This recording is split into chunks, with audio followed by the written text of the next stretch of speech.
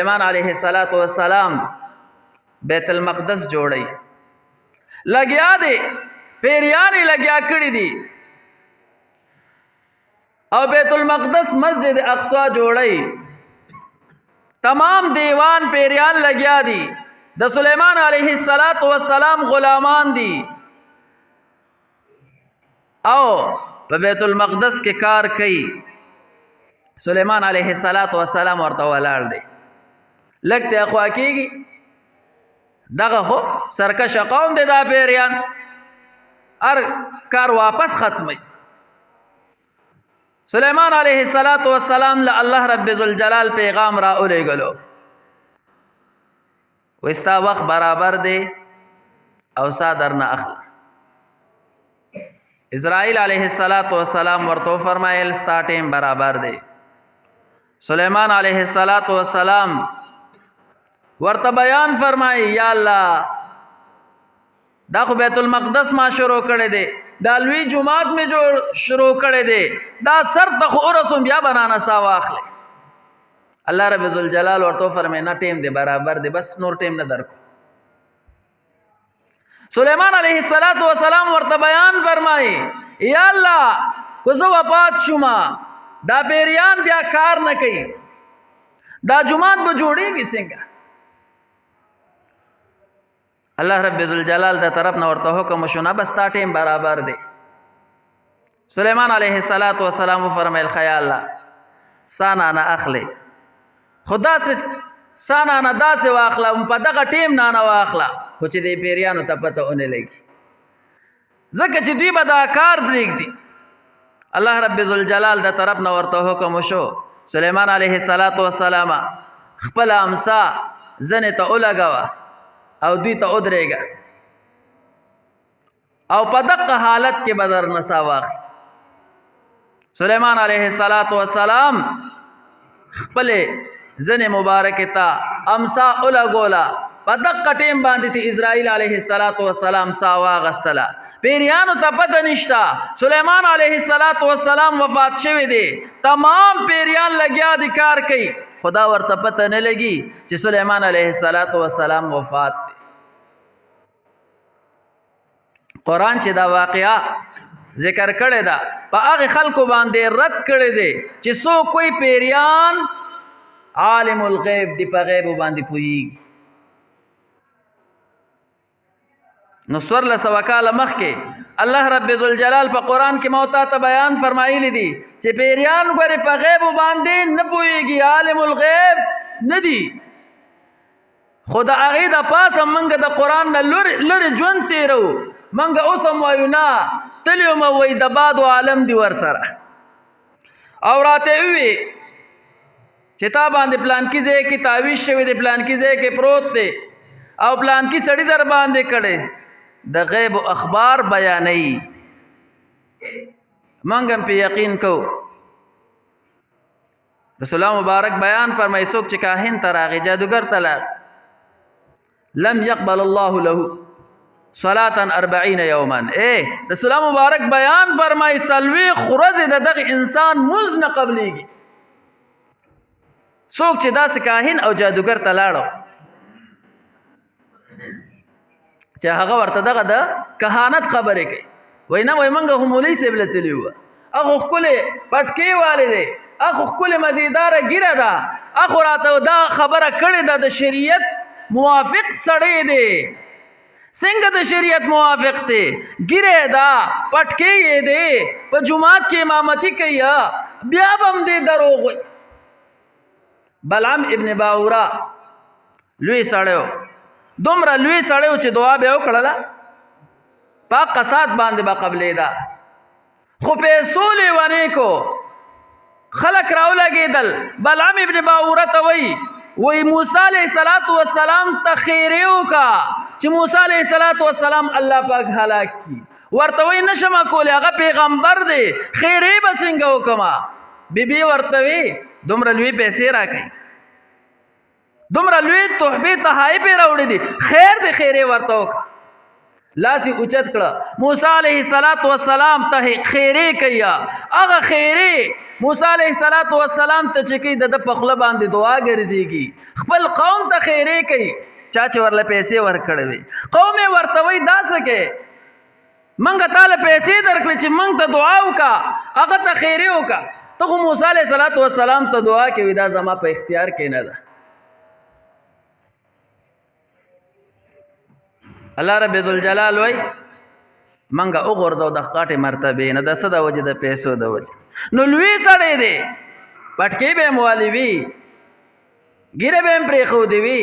امام بم وی د خلکو خو کو دقه د غیب خبره کوي دا د شریعت مخالف خبره ده غیب یو د الله رب ذوالجلال خاصه ده عالم الغیب ذات الله رب ذوالجلال دی دغه د دروغ تعویذګر را لګیدلې دي په دوو کورو کې جنگ دغه دروغ تعویذګرو د وجه راغلي دي باقاعده وې زبې درته ثابت کم څنګه ثابت ہے تا سره دیس د غیب اخبار بیانې على كل حال سلیمان علیه السلام امسا مبارکه زنه مبارکه ته خو دې دا پیریانو ته دومره پته نه لګي چې سلیمان علیه السلام نساوت دا دغه پیریان به بیا خبر تعالی د غیب سره وړي سلیمان علیه السلام زنه تا امسا خو دې دا دیوان پیریان لګیا دي بیت المقدس تیاری کی کله چې مکمل تیار شو امسا وینو او خړلا او سلیمان علیه السلام را پرې وته الله پیریانو ته پته ولګي دا وي مونږ ته خو اډو علم نو چې سلیمان علیه السلام وفات دي عرض مدا کولو سلیمان علیه السلام د الله کور بیت المقدس جوړو مسجد اقصی جوړو الله رب ذوالجلال ورلا مهلت ورنه کچھ دا جوړ کی بیا موت تا چې لګیایو دغه په ګناهونو کې دغه د الله نه پلریواله کې بیا به موت تعالی سره مهلت راکړي چې ته نه اوس خلا ځوانې ما لا پورا عمر پاتې دی بوډا شه بیا مې نه لا اوس مې په وجود کې سا خ مزیدار چریږي وجود مې لا روغ دی اوسم د غیا غټ پند راوړې شمه اوسم خ ډیر پاندونه کول شمه نه چې د دینه پریوزم بیا به الله ته متوجه شمه حضرات چې سلیمان علیه السلام ته الله رب ذوالجلال مهلت نو ور کوي نو موت ته به سره کی الله رب ذوالجلال بیان فرمای یا ایها الذین آمنوا علیکم انفسکم اے د ایمان خاوندانو پتا سو باندې خپل نفس لازم دی د خپل نفس اصلاح وکړي نو موږ اصلاح کو څنګه اصلاح کو لګیا یو کنه ویرا زما زړه غواړي چې د دین کارونه وکم بس زړه مې غواړي اکثر زمونږ د معاشره کې دا مصیبت دی حج به فرض ورته حج لاړ شه یاره زړه مې وای ډیر غواړي زمبا اراده نه کوي اسی وای زړه مې وای غواړي دغه شانته نور د دین کارونه ته ورته وې دا وکړه یاره زړه مې غواړي نزړه غختل نه کار شروع کا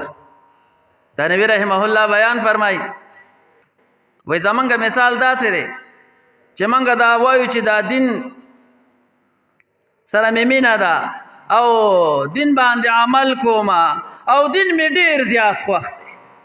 وای زمونږ مثال داسې دی یو سړی او دا غس په مړ کېدو او دی ورته ناست یو پزار او قطار ورته جاړي بل کس داسې تیرېدو چې وی قتل ورغه وی ولی یاره وی دا سپې ممري وی ولی مري وی وګې دی د خوراکې سشته نو د لوګې د راسه مري ډیر زیات ورپسې خپېما دا سړیم ډیر زیات خپه شو چیرې دې د سپي پسې دومره جاړي او د سپي سره دومره مینه ده هغه دې ځانې په جړه ورپسې مړ چې لګې داسې وکتل یو غټه بورې پرته وه وی دې کې څه دي وی دې کې پراټې دي روټۍ پکې پرتې دي نو دې سړی ورته وی چې الله بنده سپې دې مري د لوګې نه بورې د روټو ډکه د خو لګې ور واچوه چې وخوري که وی ورته وی چې سپي سره مې مینه ده او جاړم هم ورپسې خو دونه مینه خو مې ورسره نشته چې روټۍ پې وخورم زمونږ هم دین سره مینه ده، د دین دپاره هر څه کوو، خو چې کله وخت راشي بیا وایي نه. نو د موږ دین سره دقه شانتي مینه ده لکه د دغې سړي چې خپل سپي سره وایي مینه ده، چې نه روټۍ خو پې نه خورم خو جاړم به ورپسې. نو زمونږ هم دغه حال دی، ځان دیندار حسابو، ځان ته دیندار وایو، او منګه دام وایو چې منګه په دین باندې عمل کوو. خو دین باندې عمل کول منګه دې ته وایو چې دین سره مې خواهش دی. نو خواهش بیل شی دی، د دین غوښتنه بیل شی دی، او په دین باندې عمل کول بیل شی دی. ما او تا نه الله رب ذوالجلال دا غواړي چې په دین باندې عمل وکړه، دا خپل نفس اصلاح وکا. څنګه اصلاح وکا؟ عمل شروع کا، دقه ته اصلاح ویلې کېږي، صرف خوښول دې ته نه ویلې کېږي. الله رب ذوالجلال بیان فرمایي کله چې تا د خپل نفس اصلاح وکړه، لا یضرکم من ضل اذا اهتدیتما، نو بیا به تاسو ته ضرر نه درکوي هغه څوک چې ګمراه دي خو چې ته په هدایت باندې. خو مصیبت دا دی زه کو په خپله هر څنګه یم، خو د بل بېدیني راله مزه نه راکوي چې دی په دین باندې شي. زه دې بېدینه ګرځم خو چې بل په دین باندې شي. تنوی رحمه الله بیان فرمای یو پیر صاحب او د هغه مریدو، دی پیر صاحب په ډېر زیات محنت وکړو، خو د دې مرید احوال نسی کېدل، همغه شانتې ګډوډ دی. تنوی رحمه الله بیان فرمای وی دی پیر صاحب ته تپوس وکړو چې یاره زه ستا د اصلاح په هر طریقې سره مې وکړه خو ته نه ټیک کېږي، اصل وجه څه ده؟ وی دی مرید ورته وی چې پیر صاحب کم د اصلاح کار چې ته ماته یادې او زه پې عمل کوم نو د دې دپاره کوم چې سبا له به زه د خلکو اصلاح کوم. تنوی رحمه الله بیان فرمای وی پیر صاحب ورته وی چې دقه خو وجه ده چې ستا اصلاح نه کېږي، تا سره د بل غم دی، خپل غم وکړه، بل پرېږده، بل په هر څه باندې دی، خو چې ته په خپله ټیکې هغه تا ته بیا ضرر نشي رسولی. موږ هم دا غواړو چې بل د سره ګناه ونه کړي او زه د خیر په ګناهونو کې لت پته یم. رحمان بابا بیان فرمایي د خپل سره د اورمړ کا یا رحمانه، د دنیا ورونه پرېږده چې بلیږي، خپل ځان غم وکړه. موږ اکثر دا اوازونه کوو، هر یو چې کیني یاره معاشره ډېره خرابه شوه، ولې خراب؟ پلان کې داسې د پلان کې او ځان نه یادو. لږ موږ په دې خپل ګریوان کې سر ښکته کړو، آیا معاشره کې چې څه پکار دي آیا هغه زه کوم؟ آیا د دین دپاره چې څه پکار دي آیا هغه زه کوم او که نه؟ خو بل تم سترګې دي چې دی ولې داسې بېدینه دی، دی ولې داسې د دین نه لرې دی، د بل غم را سره وي خو خپل غم نه کوو. الله رب ذوالجلال بیان فرمایي یا ایها الذین آمنوا علیکم انفسکم، ای د ایمان خاوندانو تاسو باندې خپل ځان دی، د دې خپل نفس اصلاح وکړه. راشه ما خو تا ته ووی د نفس اصلاح خو ډېره زیاته ګرانه ده، منګه به اوس د ګناه نه ځان څنګه بچ کوو، ځکه ګناه کې خو خوند الله پاک ایښودی دی، شیطان مزینه کړې ده ما او تا ته ګناه، د هغې نه به ځان څنګه ساتو. الله رب ذوالجلال بیان فرمایي ته د نفس د اصلاح خو اراده وکړه، توفیق ورکوونکی ذات الله رب ذوالجلال دی. نو که منګه اراده وکړه د خپل نفس د اصلاح، نن نه منګه دا اراده وکړو یا الله ستا عبادت به کوم، تا ته به سجده لګوم، مونځ به نه پرېږدم، حرام به نه خورم، دوکه به نه کوم، غلا به نه کوم، چغلخوري به نه کوم، دروغ به نه ویم. دا خو غټ غټ کارونه دي، دا بس پرېږدي څوک؟ زمونږ خو مجلس په دروغو باندې جوړ دی، څو پورې چې پکې دروغ نه ویل خلکو له خوند نه ورکوي، د چام چې غیبت نه کړي بیا موږ له خوند نه راکوي، د چام چې چغلخوري نه کړي بیا موږ له خوند نه راکوي، دا به اوس پرېږدو څنګه؟ الله رب ذوالجلال ما او تا ته وی فکر وکړه د خپل نفس صرف او صرف منګه اراده مو کړله خو د زړه نه اراده او قصد مو کو الله رب ذوالجلال بم د دې هر څه نه واړي د الله رب ذوالجلال نه دعا ده چې دا سمې وویلې په دې باندې اول ماته بیا جمله مسلمانانو را د عمل کولو توفیق